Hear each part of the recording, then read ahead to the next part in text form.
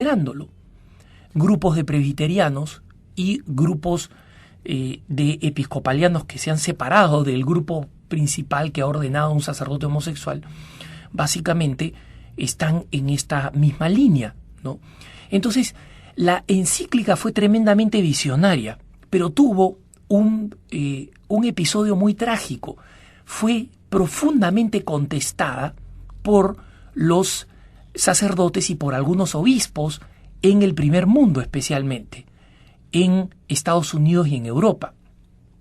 En un artículo muy doloroso pero muy revelador, el hoy cardenal James Francis Stafford, que es el penitenciario apostólico de la Santa Sede, ex arzobispo de Denver, que fue sacerdote de la arquidiócesis de Baltimore, una arquidiócesis muy populosa cerca de Washington, cerca de la capital, cuenta una historia de horror de cómo se armó una maquinaria entre sacerdotes para ejercer presión brutal y lograr que los sacerdotes firmaran documentos de disenso, documentos de rechazo de la Humanae Vitae, que fueron publicados en distintos periódicos en los Estados Unidos, ¿no? Documentos que criticaban la enseñanza y la doctrina de la Iglesia y que tomaban distancia, firmadas por la mayor cantidad de sacerdotes que podían conseguir. Y él cuenta cómo se manipuló, cómo no se dio ocasión a los sacerdotes a que leyeran el documento. Simplemente había una especie de vergüenza católica de que el Papa Pablo VI hubiera nombrado una comisión de cardenales que todos los que estaban a favor del control de la natalidad hicieron lobby, hicieron presión sobre esta comisión para que esta comisión finalmente evacuara un informe favorable al control natal. Y el Papa Pablo VI terminó ignorando lo que hizo esta comisión porque los argumentos de esta comisión eran argumentos fundamentalmente sociológicos. Hoy en día hay una bomba poblacional, hoy en día esas mismas naciones europeas están en una crisis de población, ¿no? Pero hablaban de una bomba poblacional, existe superpoblación, las parejas hoy en día tienen muchos medios tecnológicos, había aparecido la píldora, ¿no? Uno de los métodos más inesperados y eficaces de control natal había sido inventada. Entonces ya había una presión enorme para que, y estábamos además en el contexto de la famosa revolución sexual, ¿no? Del 68.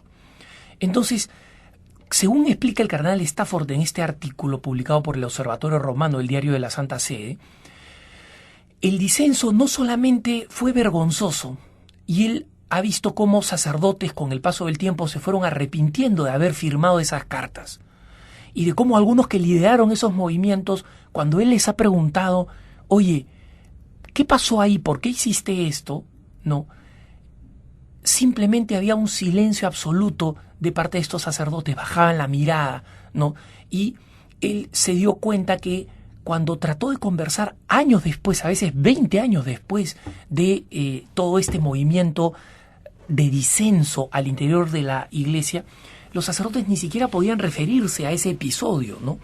Y todas las enfermedades de transmisión sexual, el número de niños nacidos fuera del matrimonio, el surgimiento del SIDA, el surgimiento del herpes sexual, que es una enfermedad tremenda, incurable, que hasta la aparición del SIDA se había convertido en el principal terror, pero fue superada por el SIDA porque el SIDA mata. El herpes produce efectos tremendamente dolorosos, pero no mata, ¿no? Ninguna de estas enfermedades existía cuando el Papa escribió su encíclica, pero en su encíclica incluyó una advertencia sobre lo que iba a pasar con la dignidad de la mujer, con la sexualidad, con la paternidad responsable, y cada uno de los pronósticos del Papa se cumplieron. Entonces, hoy en día, como digo, hay denominaciones que están revisando la posibilidad de cambiar de opinión en vista a las consecuencias de la famosa revolución sexual. Y cada vez son más los jóvenes que consideran el valor de la castidad como un valor importante.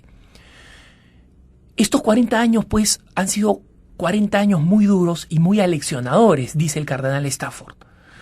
40 años que le han costado mucho a la Iglesia, por lo menos él cuenta que en su arquidiócesis, cuando él era sacerdote en la arquidiócesis de Baltimore, la fraternidad sacerdotal nunca se recuperó de ese golpe, por primera vez se dividió el clero entre quienes estaban a favor de el magisterio y quienes no estaban a favor del magisterio, y eso creó un clima de desconfianza, de suspicacias, de dudas, de falta de libertad para expresar lo que uno piensa, porque uno no sabe con qué bando, entre comillas, estaba. Y el precio que han pagado los cleros en el mundo por ese disenso ha sido muy alto, según dice el cardenal Stafford, ¿no? Pero hoy en día los hechos le han dado la razón al Papa Pablo VI, y por eso hay que esperar que finalmente, por lo menos dentro de la Iglesia, entremos en razón y comprendamos que el Papa tenía razón y que la sexualidad humana no puede ser utilizada como un elemento de diversión. Y si es que nosotros dentro de la Iglesia comprendemos esto, entonces en algún momento el mundo también lo comprenderá. Que tengas un buen día.